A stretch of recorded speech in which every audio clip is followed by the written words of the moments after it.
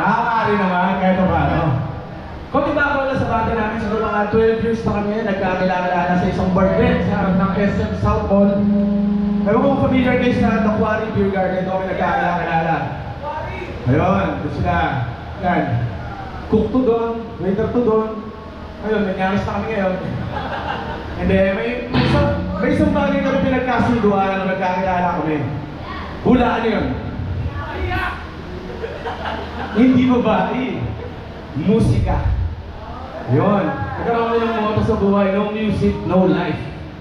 Kaya kahit pa paano sila may mga love life na ngayon. Congrats sa may mga love life. Ano, next song namin, original composition din. Based on experience, yung puso mo, naiwan mo sa kanya, nanatili sa kanya ngayon, syempre nahihirap na rin gumalaw pag wala yung puso mo sa'yo. Yun, kung sino man makita ng puso ko, title na ito, Pakinalan. Let's go!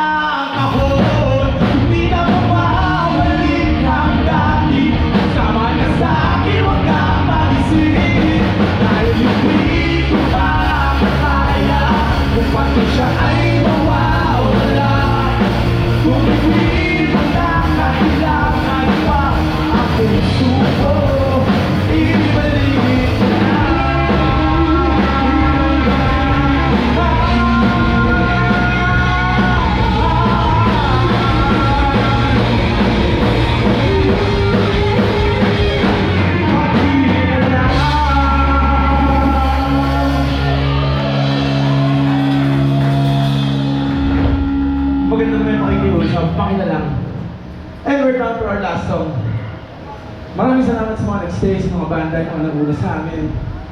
Sa Mr. Elephant Production, maraming salamat sa inyo, no? Sa Pirates Grill, yun. Lagi namin nadadaanan to. Hindi namin alam ganito pala kasi dito. Diba? Parang kami lang masaya. Masaya mo kayo? Yun. Last song namin. Ayun, may nakilala kaming ganitong klaseng babae. Yung, alam mo yung babae na kung magpalit ng jowa eh parang sapatos na. Kung magpalit ng jowa o kung paasa eh parang namimili lang ng damit, palit-palit lang. Ayun, tinitila namin ito na listahan ni Tanya. Sana hindi kayo nabilang doon sa listahan nila. Para sa inyo, listahan ni Tanya.